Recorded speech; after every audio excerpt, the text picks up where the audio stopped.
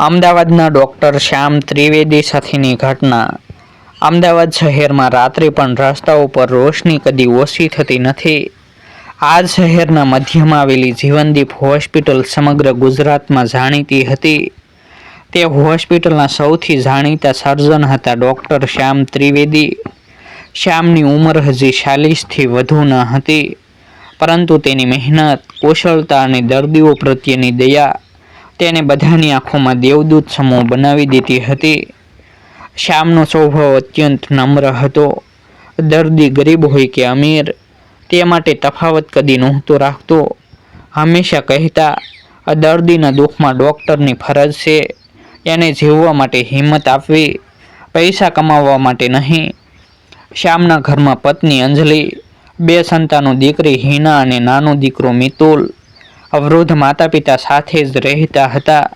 ઘરમાં સૌ તેને પ્રેમ કરતા, પણ ક્યારેક અંજલિને ખટકો રહેતો કે પતિ ઘરની તુલનામાં હોસ્પિટલમાં વધારે સમય આપે છે। એક સાંજનો સમય હતો। શ્યામ ડ્યુટી પૂરી કરીને ઘરે જવા તૈયાર થઈ રહ્યો હતો। એવામાં ઇમરજન્સી વોર્ડમાંથી ફોન આવ્યો, સર, તરત જ આવો, એક અકસ્માતગ્રસ્ત યુવકને લાવ્યા છે, હાલત ગંભીર છે। શ્યામ પાછો ઓટી તરફ દોડ્યો। બહાર યુવકના પરિવારજનો રડી રહ્યા હતા। ડૉક્ટર સાહેબ, અમારા દીકરાને બચાવો, એ જ અમારા પરિવારનો સહારો છે। યુવકનું નામ અરવિંદ હતું। રોડ એક્સિડન્ટમાં માથા પર ગંભીર ઈજા થઈ હતી। શરીરમાંથી ભારે લોહી વહેતું હતું। બીજા ડૉક્ટરો નિરાશ દેખાતા હતા, પરંતુ શ્યામે તરત જ ઓપરેશન કરવાની તૈયારી શરૂ કરી। ઓપરેશન આખી રાત ચાલ્યું। સવારના 6 વાગ્યે શ્યામ ઓટીમાંથી બહાર આવ્યો। આંખોમાં થાક હતો, પણ ચહેરા પર સંતોષ હતો। તેણે પરિવારને કહ્યું, હવે ચિંતા ન કરશો, અરવિંદ ખતરા બહાર છે, થોડા દિવસો કાળજી લેશું તો તે ફરી સ્વસ્થ થઈ જશે। પરિવારના સભ્યોના ચહેરા પર ખુશીના આંસુ આવી ગયા।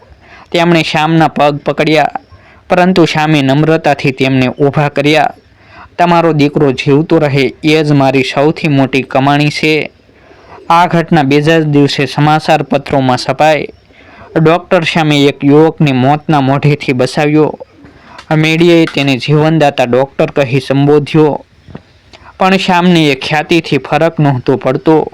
તે તો બીજા દર્દીઓની ફાઇલમાં નજર દોડાવીને ફરી કામમાં લાગી ગયો। અરવિંદના ઓપરેશન પછી ડૉક્ટર શ્યામનું નામ વધુ પ્રચલિત થવા લાગ્યું। શહેરમાં અનેક લોકો તેની ઈમાનદારી અને દયાળુ સ્વભાવના વખાણ કરતા હતા, પરંતુ શ્યામને ક્યારેય એ ખ્યાતિમાં રસ નહોતો।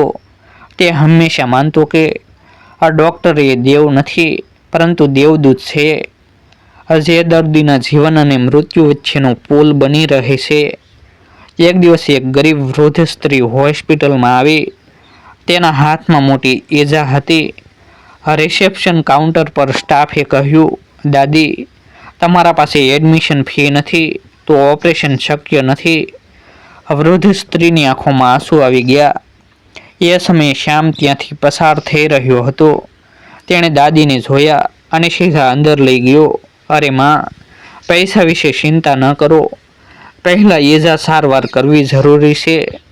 શ્યામે પોતાના ખર્ચે દાદીનું ઓપરેશન કર્યું। કેટલાક દિવસમાં દાદી સ્વસ્થ થઈને ઘરે ગઈ।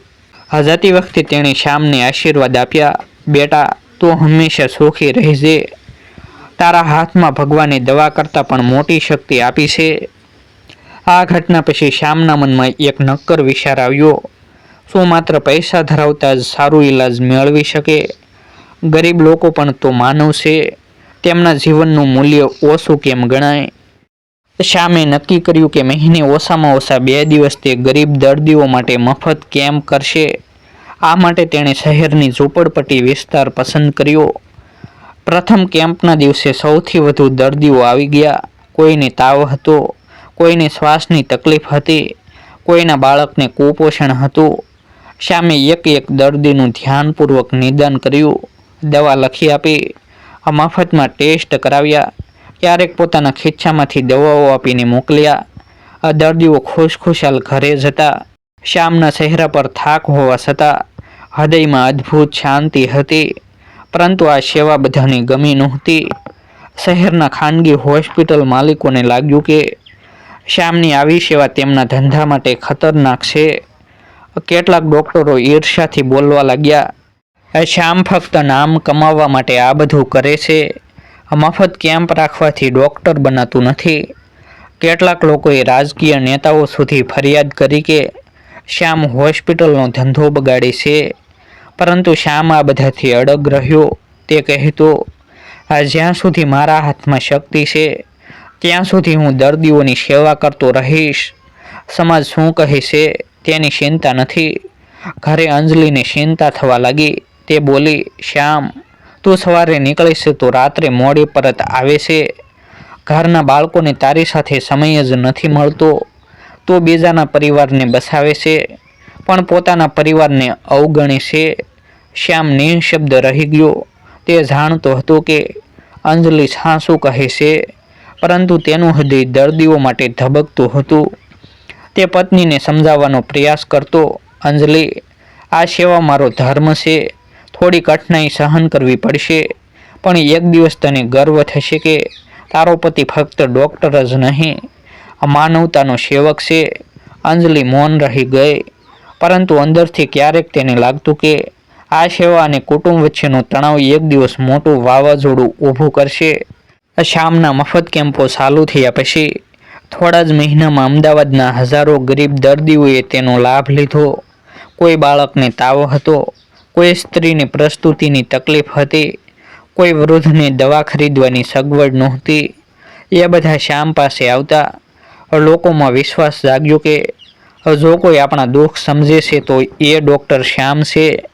પણ આ બધું ખાનગી હોસ્પિટલ માલિકોને કડવું લાગવા લાગ્યું. તેમની આવક ઘટવા લાગી. દર્દીઓ હવે મોંઘી ફી ચૂકવવાની જગ્યાએ શ્યામ પાસે જવા લાગ્યા. એક બેઠકમાં 5-7 મોટા ડૉક્ટરો ભેગા થયા. એક બોલ્યો, જો આ શ્યામ આમ જ મફત કેમ્પ રાખશે તો આપણા દર્દીઓ ક્યાંથી આવશે? આપણે કરોડોનું ઇન્ફ્રાસ્ટ્રક્ચર ઊભું કર્યું છે, સ્ટાફ રાખ્યો છે, અને આ મફતમાં સેવા કરીને આપણો ધંધો બગાડી રહ્યો છે. બીજો બોલ્યો, એને લોકપ્રિયતા જોઈએ છે, આપણે તેને રોકવો પડશે. થોડા જ દિવસોમાં એક જાણીતા સ્થાનિક રાજકીય નેતા શ્યામની હોસ્પિટલમાં આવ્યા. તેમની સાથે પત્રકારો અને કેટલાક પક્ષના કાર્યકરો પણ હતા. આ નેતા સીધા શ્યામના કેબિનમાં જઈ બેઠા. ડૉક્ટર સાહેબ, તે બોલ્યા, અમે તમને માન આપીએ છીએ. તમારી કુશળતાનું શહેરમાં નામ છે, પણ આ મફત કેમ્પો રાખવાથી ખાનગી હોસ્પિટલોના માલિકો નારાજ છે. તમે સમજદાર છો. સમાજમાં દરેકને જીવવા દો. જો તમે આ કેમ્પો બંધ ન કરો તો અમારે ઉપરથી દબાણ આવશે અને પગલાં લેવા પડશે. શ્યામ શાંતપણે સાંભળતો રહ્યો. પછી ખૂબ નમ્રતા પણ દ્રઢતાથી બોલ્યો, સાહેબ, હું રાજકારણી નથી, હું ડૉક્ટર છું.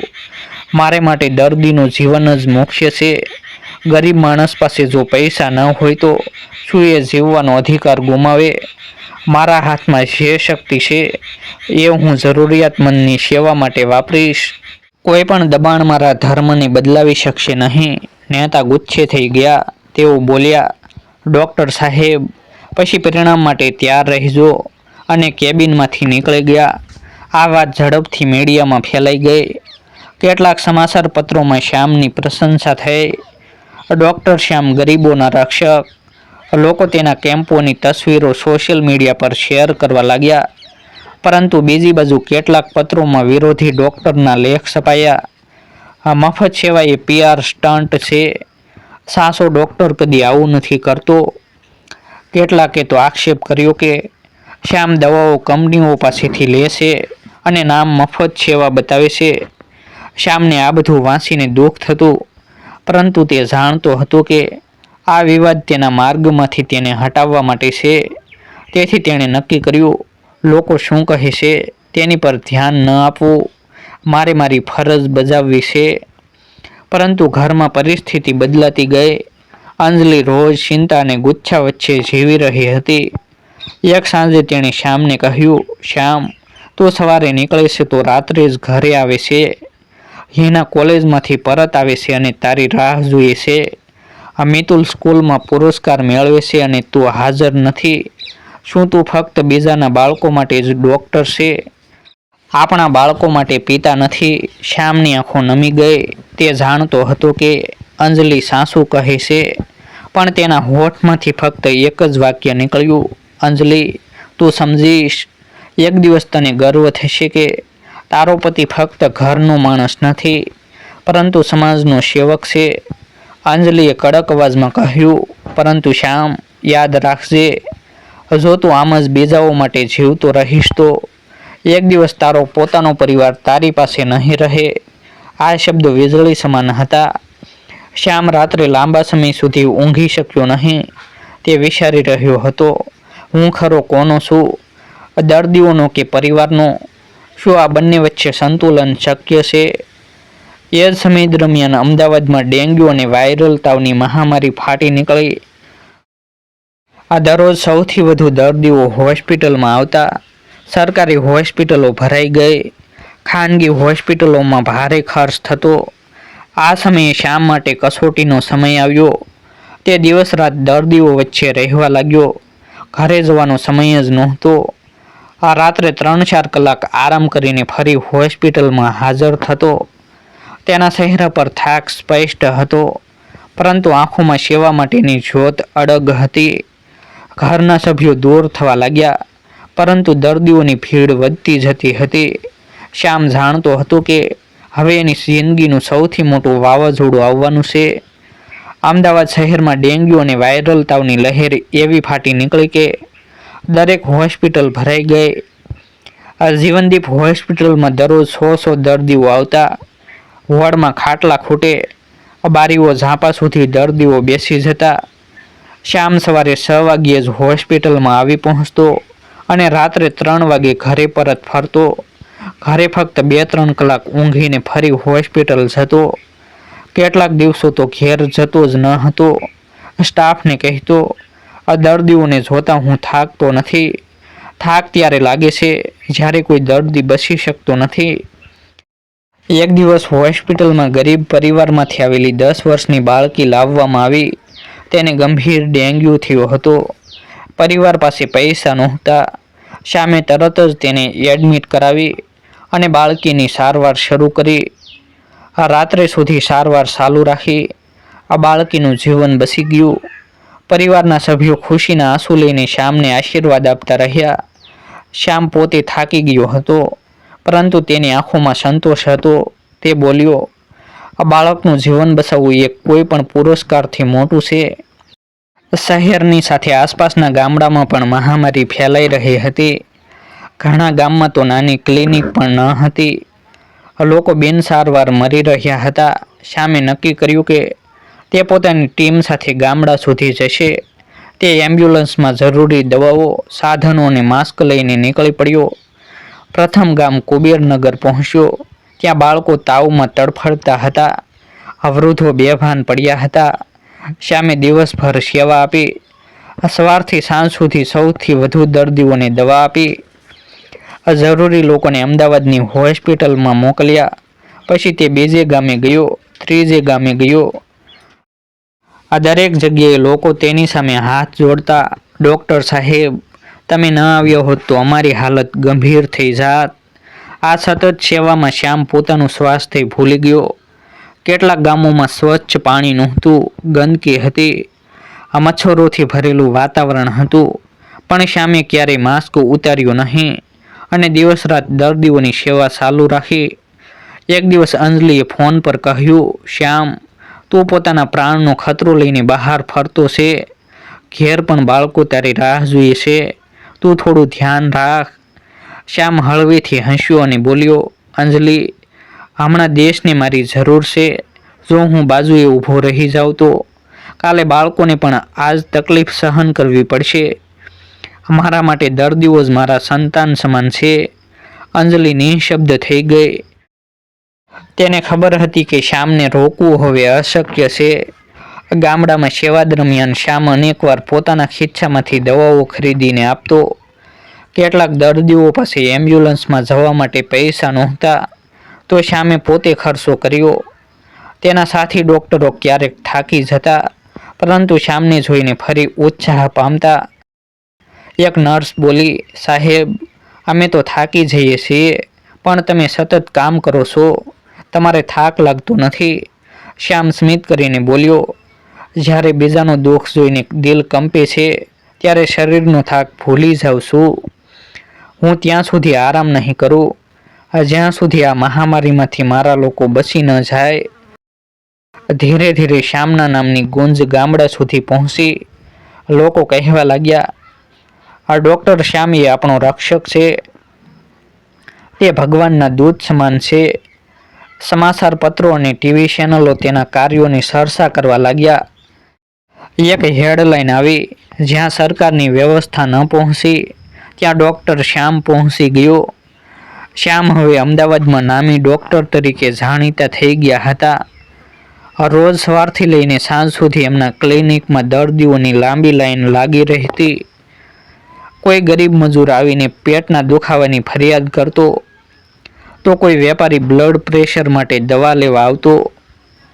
શ્યામ દરેક દર્દીને ધ્યાનપૂર્વક સાંભળતા, પરીક્ષણ કરતા અને સરળ ભાષામાં સમજાવીને દવા આપતા. આ દર્દીઓને લાગતું કે તેઓ ફક્ત ડૉક્ટર નથી, પણ એક પરિવારના સભ્ય જેવા છે. પરંતુ જીવન હંમેશા સરળ નથી હોતું. સેવા વચ્ચે ક્યારેક પરીક્ષાઓ પણ આવે. એક દિવસ બપોરે ક્લિનિકમાં એક ગરીબ સ્ત્રી આવી. તેના હાથમાં નાનું બાળક હતું, જે ભારે તાવથી તડફડી રહ્યું હતું. સ્ત્રીના કપડાં ફાટેલા હતા અને ચહેરા પર ચિંતા સ્પષ્ટ દેખાતી હતી. તેણે કહ્યું, સાહેબ, દવા તો આપજો, પણ મારા પાસે પૈસા નથી. હું તો ઘરમાં મજૂરી કરતી સ્ત્રી છું. શ્યામે બાળકનું નિરીક્ષણ કર્યું. મેલેરિયાના લક્ષણો દેખાયા. તેમણે તરત જ દવા લખી અને બાજુના સ્ટોરમાંથી દવા મંગાવી આપીને કહ્યું, બેન, ચિંતા ન કરશો, તમારા બાળકને કંઈ નહીં થાય. આ દવા નિયમિત આપતા રહેજો અને પૈસાની વાત કરશો નહીં. આ મારી ફરજ છે. તે સ્ત્રીના આંખોમાં આંસુ આવી ગયા. તે હાથ જોડીને આશીર્વાદ આપી ક્લિનિકમાંથી નીકળી. શ્યામ માટે આ ક્ષણ જ સૌથી મોટું ઇનામ હતું. ઘરે જતા શ્યામને પત્ની અંજલિ વારંવાર કહેતી, શ્યામ, તમે સેવા કરો એ સારી વાત છે, પણ ક્યારેક તમારું સ્વાસ્થ્ય પણ ખોવાઈ જાય છે. તમે કલાકો સુધી ઊભા રહીને કામ કરો છો, ખોરાક પણ સમયસર નથી લેતા. શ્યામ સ્મિત કરતા, અંજલિ, હું જાણું છું કે મારું સ્વાસ્થ્ય પણ મહત્વનું છે, પણ દર્દીઓની સેવા કર્યા વગર મન શાંત રહેતું નથી. એમના ચહેરા પર સ્મિત જ મારું બળ છે. પરંતુ પરિવારની જવાબદારી પણ નાની નહોતી. આ બાળકો અભ્યાસમાં આગળ વધી રહ્યા હતા. આ મોટી દીકરી હિના કોલેજમાં માસ્ટર્સ કરી રહી હતી, જ્યારે નાનો દીકરો મિતુલ હાઈસ્કૂલમાં ભણતો હતો. આ બાળકોને સારી શાળામાં ભણાવવા, ફી ભરવા, ઘરની જરૂરિયાતો પૂરી કરવા, આ બધું સંભાળવું પણ શ્યામ માટે મોટો પડકાર હતો. એક રાત્રે જ્યારે શ્યામ હોસ્પિટલમાંથી મોડા ઘરે આવ્યા, ત્યારે મિતુલ બોલ્યો, પપ્પા, તમે હંમેશા કામમાં જ વ્યસ્ત રહો છો, ક્યારેક અમારી સાથે પણ બેસો, તમારો સાથ જોઈએ છે. શ્યામને આ સાંભળીને લાગ્યું કે પરિવાર પ્રત્યેની ફરજમાં ક્યાંક તેઓ ખામી તો નથી રાખી રહ્યા. તેમણે મનમાં નક્કી કર્યું કે ભલે કામ કેટલું હોય, પરંતુ દરરોજ થોડો સમય પરિવાર માટે ફાળવવો જ પડશે. આ રીતે શ્યામનું જીવન સેવા અને પરિવાર વચ્ચે સંતુલન સાધવા માટે સતત પ્રયત્નશીલ રહ્યું. એક બાજુ સમાજ પ્રત્યેની ફરજ, તો બીજી બાજુ પોતાના પરિવારનો હક. એક સાંજે શ્યામ ક્લિનિક બંધ કરી રહ્યા હતા, ત્યારે એક યુવાન છોકરો બેભાન હાલતમાં લાવ્યો ગયો. તેના મિત્રોએ કહ્યું, ડૉક્ટર સાહેબ, એક્સિડન્ટ થયો છે, કંઈક કરો. છોકરાના માથા પરથી ભારે રક્તસ્રાવ થઈ રહ્યો હતો. સાધનો મર્યાદિત હતા, પણ શ્યામે હિંમત હારી નહોતી.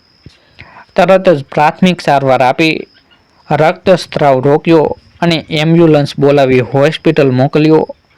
આ ઘટનાએ તેમને યાદ અપાવ્યું કે આ ડૉક્ટરનું જીવન માત્ર સેવા નથી, પણ સતત પડકારોનું મેદાન છે. તેમણે અંજલિ અને બાળકોને ગળે લગાવી કહ્યું, જીવનમાં ક્યારે શું બનશે એ ખબર નથી, એટલા માટે આપણે એકબીજાને સમય પણ આપવો પડશે. સેવા તો કરવી જ છે, પણ પરિવાર વિના હું અધૂરો છું. પરિવારની આંખોમાં ખુશીના આંસુ આવી ગયા. સમય સાથે ડૉક્ટર શ્યામનું નામ અમદાવાદની સરહદો પાર કરી સમગ્ર ગુજરાતમાં પ્રસિદ્ધ થવા લાગ્યું. એક સામાન્ય પરિવારનો દીકરો આ મહેનત અને માનવતાની ભાવનાથી કેવી રીતે સમાજ માટે આશીર્વાદ બની શકે તેનો જીવંત દાખલો હવે લોકો સામે હતો. દર્દીઓ કહેતા, શ્યામભાઈ પાસે જાવ તો ફક્ત દવા નહીં, દિલાસો પણ મળે. એમની વાણી સાંભળતા જ અડધી બીમારી ભાગી જાય. શ્યામનો ક્લિનિક હવે ફક્ત ઉપચારનું સ્થાન નહોતું, પણ એક પ્રકારનું આશ્રય સ્થાન બની ગયું હતું, જ્યાં ગરીબોને નાણાં વગર સારવાર મળી રહે. જ્યાં કોઈ દર્દી અડધેથી પાછો ના ફરતો. શ્યામે નક્કી કર્યું કે ભલે કેટલો પણ વ્યસ્ત દિવસ હોય, પરંતુ સાંજે પરિવાર સાથે જરૂર સમય વિતાવવો. દીકરા મિતુલ સાથે તેઓ અભ્યાસની ચર્ચા કરતા. તેને ડૉક્ટર નહીં પણ સારા માણસ બનવાની સલાહ આપતા. દીકરી હિનાની ઈચ્છા હતી કે તે શિક્ષિકા બને, ત્યારે શ્યામ એને હંમેશા પ્રોત્સાહન આપતા. હિના, તો બાળકોને જ્ઞાન આપીને સમાજની સાચી સેવા કરશે. પત્ની અંજલિ હવે ગર્વથી કહેતી, મારો પતિ ફક્ત મારા પરિવારના આધાર પર નથી, પરંતુ આખા શહેર માટે એક આશીર્વાદ છે. એક પ્રસંગે શ્યામને એક યુવા ડૉક્ટરે પૂછ્યું, સાહેબ, તમે એટલા બધા દર્દીઓને મફતમાં સારવાર આપો છો, તો તમારી આવક પર અસર નથી થતી? શ્યામે હસીને ઉત્તર આપ્યો, બેટા, આવક પૈસાથી નહીં માપવી, આવક તો દર્દીના ચહેરા પરનું સ્મિત છે. એ સ્મિતમાં જ મારું સાચું ધન છે. આ વાક્ય સાંભળીને હાજર બધા યુવાનો પ્રેરિત થઈ ગયા. એક રાત્રે શ્યામ છત પર બેઠા હતા. ચાંદની ઝગમગતી હતી. આ મનમાં વિચાર આવતો હતો કે જીવનનો સફર કઈ રીતે પસાર થયો. ગરીબાઈથી ડૉક્ટર બનવું, દર્દીઓની સેવા સાથે પરિવારને સમય આપવો, દરેક પડકારને હિંમતથી સામનો કરવો. એમને લાગ્યું કે જીવનનો સાચો અર્થ એ છે કે જે મળ્યું છે તેવું બીજાને આપવું. શ્યામે પોતાના બાળકોને કહ્યું, બેટા, યાદ રાખજો, ડૉક્ટર બનવું ગૌરવ છે, પણ માણસ બનવું એ સૌથી મોટું ગૌરવ છે. દર્દીઓની સેવા કરવી, પરિવાર સાથે પ્રેમ રાખવો અને સમાજ માટે કંઈક છોડીને જવું, આ જ જીવનની સાચી સફળતા છે. આ શબ્દો તેમના બાળકોના દિલમાં હંમેશા માટે છપાઈ ગયા. જીવનનો સાર, માણસે પોતાની સફળતા ફક્ત પૈસાથી ન માપવી જોઈએ. બીજાના દુઃખમાં સાથ આપવો, આશા આપવી એ જ સાચો ધર્મ છે. પરિવાર અને સમાજ બંને પ્રત્યે ફરજ બજાવવી એ જીવનનું સૌંદર્ય છે. ડૉક્ટર શ્યામનું જીવન એ સાબિત કરે છે કે માનવતા કરતાં મોટો કોઈ ધર્મ નથી. સ્રોત સ્વરચિત કાલ્પનિક. આવા જ નવા વિડીયો જોવા માટે અમારી યુટ્યુબ ચેનલ સબસ્ક્રાઈબ કરો અને વિડીયોને લાઈક કરો.